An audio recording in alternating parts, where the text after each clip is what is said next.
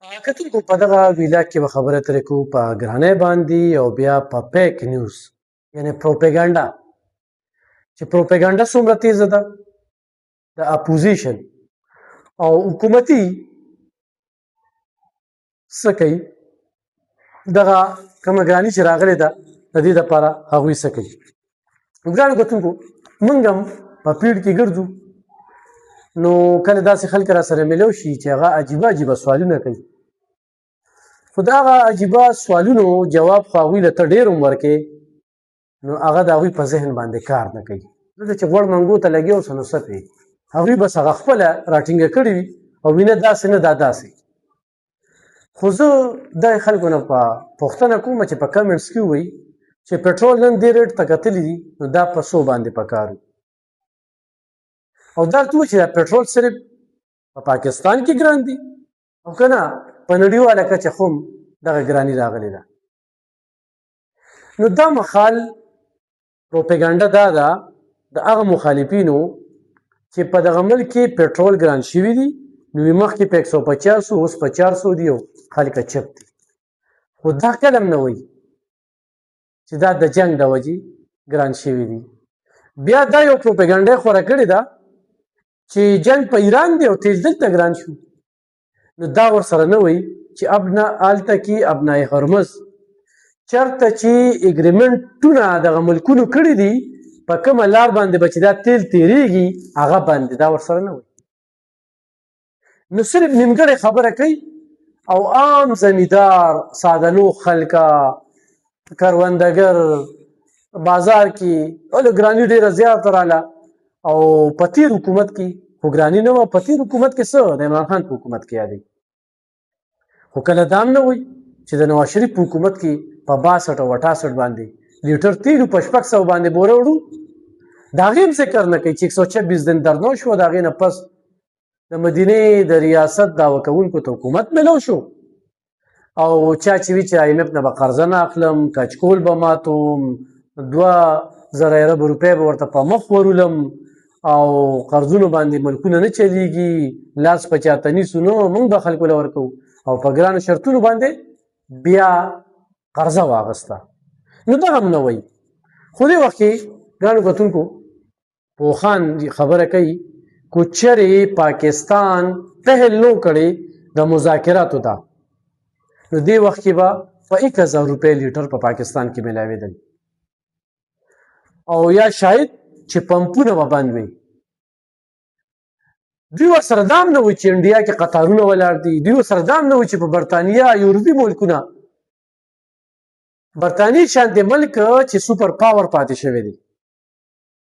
چې هغوی نن تیلو ته لیواله دي دا هم ورسره نه وایي دا هم ورسره نه وایي چې څومره ملکونه دي په عالمي کچه باندې په هغې کې هم ګراني راغلې ده او د تیلو ګراني راغلې او تیلو سره نوره ګراني راغلې نو دوی نیمګړې خبر کوي. البته زمونږ یو خبره په دې کې کیدی شي چې دغه حکمرانان دې خپلې شاهرچې کمې کړي او چې څومره کمولی شي نو هغه همره په دې قوم ته پیدا وي. نور د تیلو د ګرانۍ دا خبره چې کیږي نو ستا کلي ته یوه لار تلې ده او دغه لار کې یو اړخ ته امریکا ولاړه ده بل اړخ ته ایران ولاړ دی په منځ کې چې کوم کلي دي دې کلیو ته دا ګاډي نه ځي یا دا تیل نه ځي یا دا سودا نه ځي نو دې کې چې کوم سټاک پروت دی نو دا به ګرانېږي نه او بیا په طریقه ترې نه لږ روباسي نو په هغه طریقه باندې سیسټم روان وي نو په دې باندې ځان پیول دي چې د ابنای هرمز یادېږي نو دغه یوه لار ده کوم ملکونو نه چې موږ تیل اخلو هغوی اګریمنټ شوی دی چې په دغه لارو به دغه تیل تیریږي هغه تیل چې کوم دی نو هلته کې امریکې بیا له ناکا چولې ده او دلته کې ایران ټوله دنیا اوجړقوله او د دوی هم دغه ضد دی چې زه غر کېږم نو ټوله دنیا دې غر کشي که نه. برخلاف په دې باندې موږ نور هم خبرې اترې کړي دي چې مذاکرات ډېر خلک دا وایي چې په پاکستان کې خو مذاکرات نشي کېدی او پاکستان کې خو روغه کېدی نشي نو نن امریکا او ایران خپل لپاره ثالث ملک چې قراروي هغه پاکستان دی. ډېر خلک دا هم وایي چې پاکستان امریکې له لګیا دی نو چې پاکستان امریکې له لګیا دی نو ته د ایران د عوامو نه زیات نه ذهي دی نه پوهې نه هوښیار نو بیا پکار چې دې وخت کې ایران چغې وهلې چې پاکستان سره موږ مذاکرات نه کوو، پاکستان ته موږ ځو. د ایران خو پارلیمنټ کې پاکستان زنده‌باد چغې دي، مقام کې پاکستان زنده‌باد چغې دي. او تېره ورځ چې چیف آرمي سټاف لاړو اول ته کې میلوشو سره د وردی لاړو، نو په کار چې هغه مخې ته احتجاج کړو، د هغه د زنده‌باد چغې وهلې. او کوم مرکز کې ملو شو، کوم د چې خاتمي النبیین مرکز وي، نو هغې کې ملو شو. نو دا ټولې پروپیګنډې فیک نیوز تکړه شی په دې باندې کې چې په ګراوند کې خلک لوبې کوي. په دې کې اسمبلي اجلاس ته څه ضرورت و؟ 50 صرف د هلته کې په مردان کې اعلان وکړو د هر ضلعې خلک راپاسې چې زموږ ضلعې ته خوب هم راغلی، دلته هم د جلسه کړې ده، دلته هم تاسو کلین سویپ کړی، دلته کې اعلان ولې نه کوو؟ په دې باندې راپاسې مردان خلک خوشحاله دي. 50 ارب روپۍ چې کوم دی اعلان وشو، د منصوبو بحران پرې روان دی. نو آیا دا زموږ د دې ضلعې یا د نورو ضلعو حق نو چې هلته کې اعلان وکړي؟ هلته امپیګان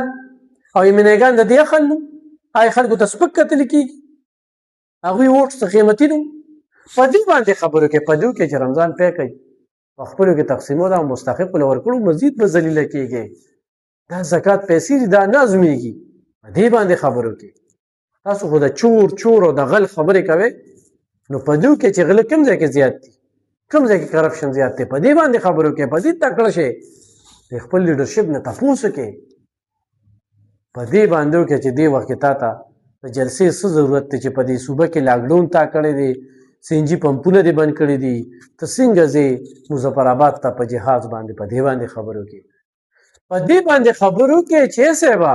تا خو ارباب میا سټیډیم لا عمران خان میا سټیډیم نوم ورکې، خو قانون څه وایي چې 50 کاله د یو نوم نه شوی که نه، نو ته یې نشې بدلولی. په دې باندې خبرو کې او په دې باندې خبرو کې چې عمران خان تا ته داسې لیډر ښکاري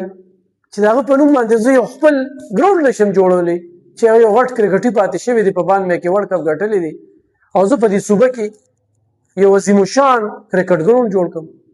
چې زه راځم او د نوم د بدلولو لپاره اجلاس کوم. نو تاسو ته پته وي چې په دغه اجلاس باندې صرف 1200 پولیسو ډیوټي وه او کروڑه روپۍ پرې ولګېدې. نو په دې باندې خبرې اترې کوې. نو ګراني ده، موږ هم پریشان یو، خلک هم پریشانه دي. خو ځان د ایران د عوامو چې تاسو چې هغه انقلابي دي یا مضبوط دي، هغه خپل حکومت سره ولاړ دي، نو بیا ځان کې دغه جرأت راولئ چې موږ هم پاکستانیان یو او په دې سخته کې د خپل ملک سره چلیږو. او خو دا تیل ګران نی نو پمپونه بندېږي، او خو دا تیل ګران نی نو تیل ختمیږي. نو بیا به څه کوي؟ نو الله دې کي چې دغه مذاکرات وشي انشاءالله چې په ملک کې به ډېره بهتري شي.